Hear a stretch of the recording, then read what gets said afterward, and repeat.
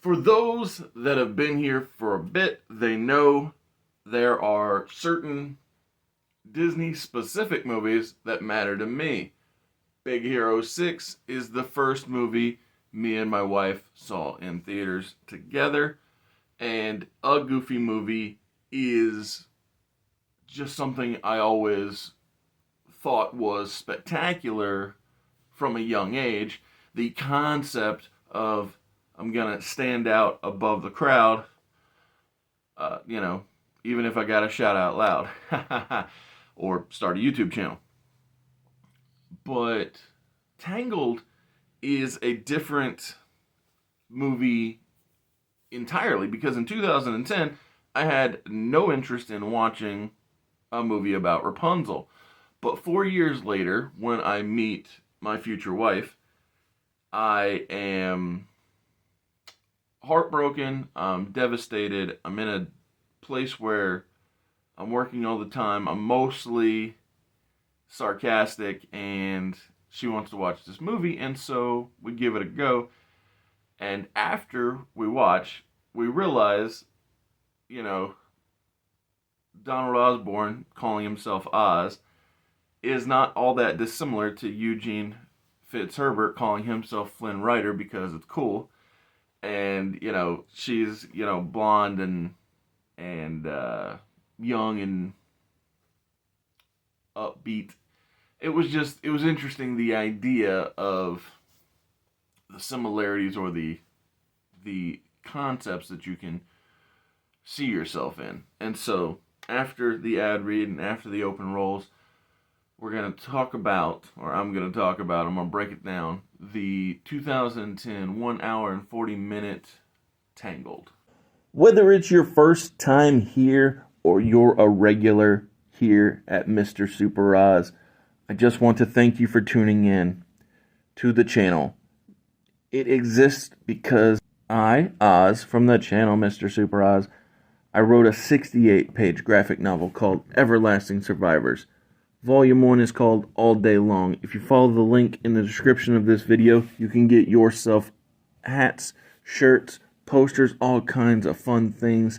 But most importantly, you can get the story itself. And the more people that pick up the story, the greater the chances are that there can be continued adventures with these heroes. If you could, give it a like, subscribe if you haven't already, leave a comment, enjoy.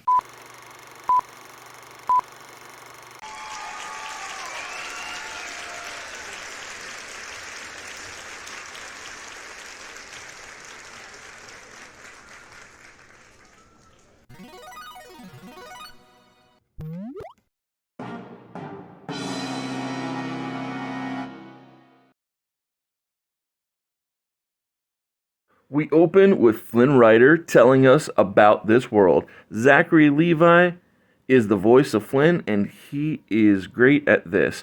Levi is a top guy, whether it be in Thor, Shazam, or even the TV show Chuck.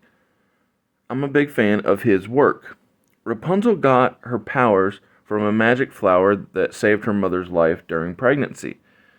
This bad old lady who used the flower for hundreds of years, once she realizes that the powers have transferred into the queen's daughter, decides, well, I best be stealing that there, kid, because she is obsessed with staying young and healthy. Her name is Mother Gothel. She hides Rapunzel from the world in this tall tower.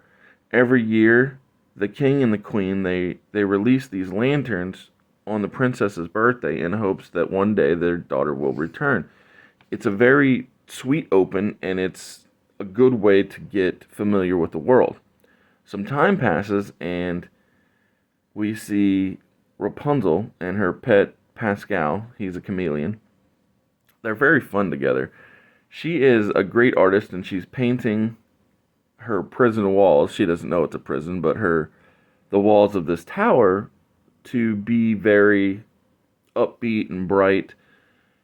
But the thing is that it's still the place that she's not ever allowed to leave. So, like, how upbeat can it really be? We meet Flynn, and he and a couple of brutes are robbing the castle. Both Rapunzel and Flynn believe today will be a big day. Rapunzel, because tomorrow it's her birthday, and for Flynn, he thinks that stealing the princess's crown is going to be his ticket to riches and a better life, basically.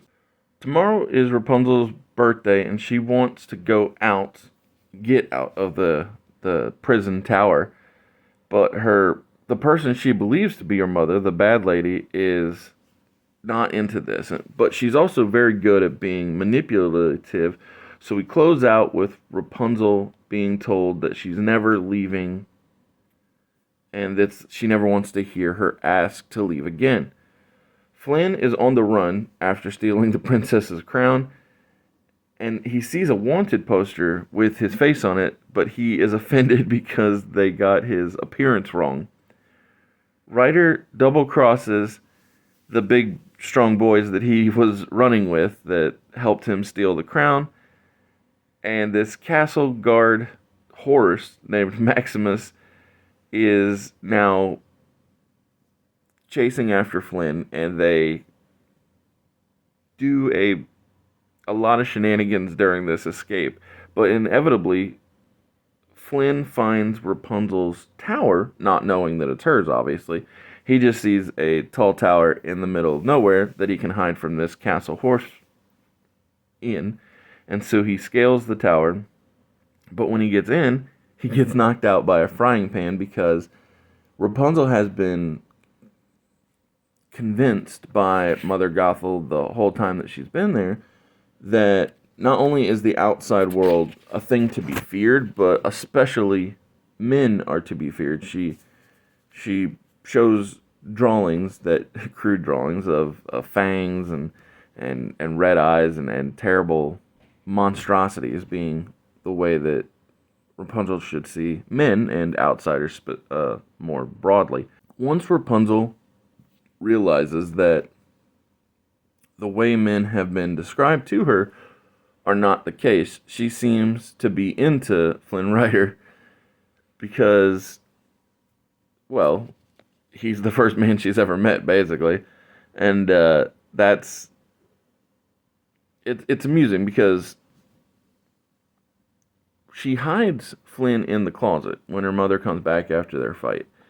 And Rapunzel actually learned from Gothel how to manipulate her and says, "Mother, I don't want to leave, but what I do want is that paint you got me some time ago." And Gothel's like, "Oh, that's a 3-day trip." And Rapunzel's like, "Oh, I just thought it'd be better than going out to see the lights," not knowing that they're lanterns. And so Gothel, packs up and heads out for this 3-day trip, which, is the basis for how Rapunzel is able to get away. And it just shows that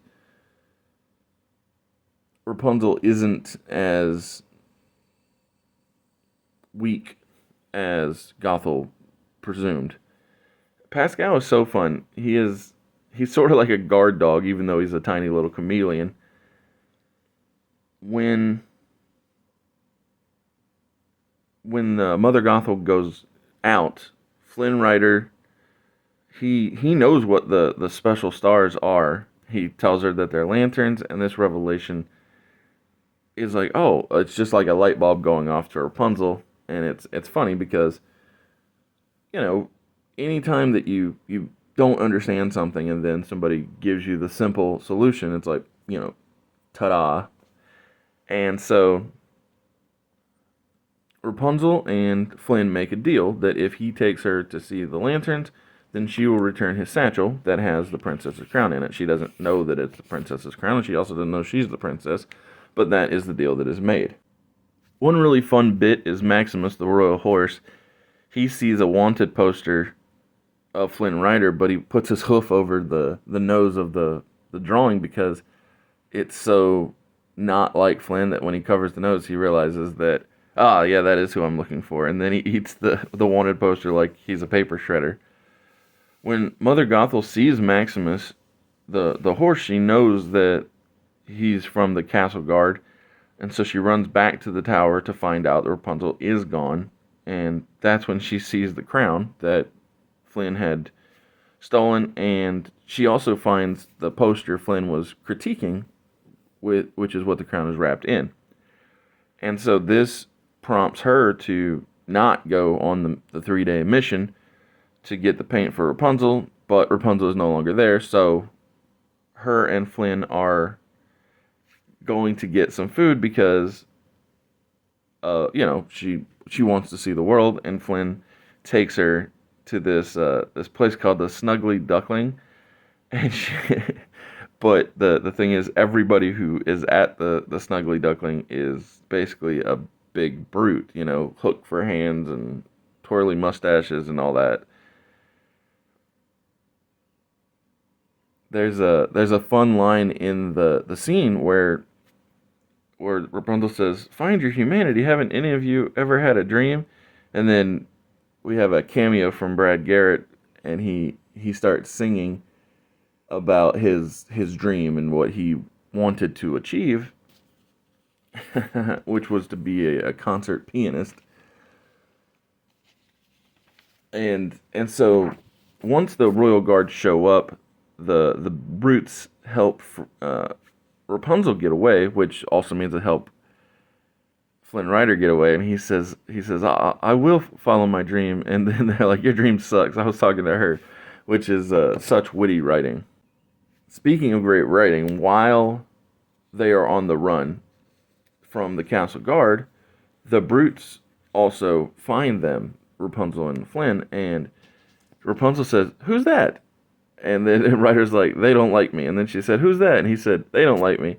And then the horse shows up, and he said, "Let's just assume at the moment no one likes me." And then Flynn and Rapunzel, they try to get away, but Flynn gets into a frying pan sword fight with the horse, and the horse is using the sword with his mouth. It is some very fun ridiculousness. Flynn and Rapunzel both run with her hair in their hands, which is fun to see. They get stuck in a flooding cave, and Rapunzel freaks out and starts crying. And Flynn tells Rapunzel that his real name is Eugene Fitzherbert, since since she told since he told her his secret.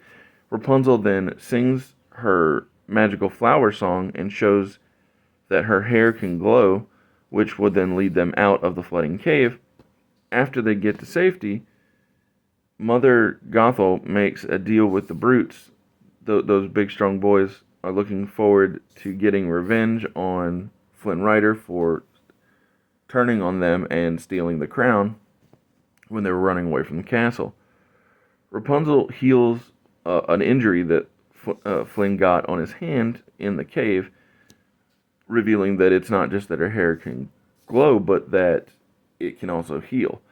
And it's funny because she tells him not to freak out, and Rapunzel explains that her mother tried to keep her safe because someone tried to cut her hair, not revealing that it was actually Gothel herself in the story that was the one who tried to cut Rapunzel's hair, and that when she does, the hair dies and no longer has the magical abilities. Flynn explains how he became Flynn Rider by being an orphan and reading books about a rich man who could get and do whatever he wanted. And that's what made him take on the persona of Flynn Rider, because the name is very similar to the person in the book, which, is great because it shows the influence of reading. I like that Flynn says, a man's fake reputation is all he's got. Flynn goes off to get firewood so as to keep him and Rapunzel warm for the night. That's when Mother Gothel comes in and goes to get Rapunzel away from Flynn. She tries to do what she does best, which is manipulate her daughter, and it's crazy because this mother character is just so terrible, and she wants Rapunzel to test Flynn by giving him the princess crown and see if he stays. Only Rapunzel doesn't test Flynn. She and Flynn both fall asleep, and Maximus the horse shows up the next morning to take Flynn to justice. Pascal and Maximus are amusing when it comes to how that they treat Rapunzel, and also conversely how they treat Flynn Rider, because the next day means it's Rapunzel's birthday. She convinces the horse not to take Flynn in for justice because he has promised to take her to her birthday trip. And so Pascal the chameleon uses gestures and eyes and such to basically tell Maximus and Flynn to fall in line. And speaking of falling, it's clear when Flynn and Rapunzel, when the four, Maximus, Pascal, Flynn, and Rapunzel get to the city, that Flynn is also falling for Rapunzel, much like how that she was smitten with him from the first moment they met. And why shouldn't he? She's sweet and genuine, and she's also the princess to boot. So that's like, but nobody knows that yet, except for the viewers. But while we're at the castle, Rapunzel sees paintings of the missing princess, and I think she's beginning to put the pieces together. She hasn't quite gotten there yet, but she's working on it. It's it hits extra hard seeing the king cry over his missing princess when you've also lost children. That it just it's just a struggle. It's crazy to try and even wrap your head around it. And Mandy Moore was perfect casting for this role. Her singing for the Rapunzel stuff, and then just the way that she delivers all of the positivity.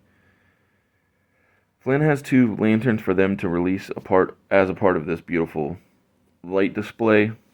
Pascal hides his eyes before Flynn and Rapunzel can kiss, but the thing is they don't, because the brutes are within eye line, and that gets Flynn worried about Rapunzel's safety, and so they don't kiss. And when they get back on land, Flynn goes to give them the crown and basically say, just leave her alone. That's when Mother comes back and says, see, he left you. But Rapunzel doesn't actually believe that Flynn has left, because in truth he didn't. It's the brutes that want Rapunzel at this point and not necessarily the crown. So they tie him to a boat, like his hands to the steering wheel of a boat, and gag him so that they can send him to be punished. That's their revenge for him stealing the crown. And then they go to grab Rapunzel, only for Mother Gothel to pretend to make the save so she can get Rapunzel to go back home to her prison. But back at the prison, Rapunzel puts all the pieces together. She remembers the painting of the missing princess. She has a flash of seeing her parents as a baby, and then that's when she calls out, "Mother, if I should even call you that." And it's just well executed drama. At the same time that Rapunzel is realizing that Mother Gothel isn't her mother, Maximus teams up with the Snuggly Duckling gang and saves Flynn from being punished, and Maximus also takes Flynn to the tower, where Flynn goes to try and save Rapunzel, but when he gets in to the tower, he gets stabbed, and that's when Rapunzel makes a deal with Gothel that if she lets Rapunzel save Eugene, then Rapunzel agrees to be her prisoner for forever, like she wants. And so as Rapunzel goes to save Eugene, that's when he puts her above him. And so during the scuffle where Rapunzel's trying to get away, and Gothel says, "Oh, I'll keep you as mine forever," a mirror breaks. So when Rapunzel goes to help Flynn, he grabs a piece of broken glass and cuts off her hair, knowing that Gothel wouldn't want Rapunzel without the powers that she possesses. And so it's interesting because Flynn chose to save Rapunzel's freedom over his own life.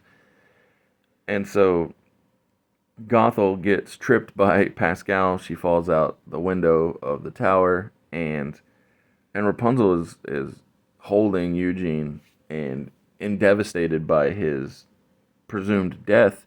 But as she cries, her tears now hold the power that her hair once did. And when they fall on him and go into his skin, that heals Flynn Rider. And yeah, it's a happily ever after type ending. The princess gets to go home. Her and her man get married. It's just a perfect love story, and to me, it's a 7 out of 5 stars. It's just such a hit. The kingdom rejoices. The end. Come back all week. Thank you for tuning in. Enjoy.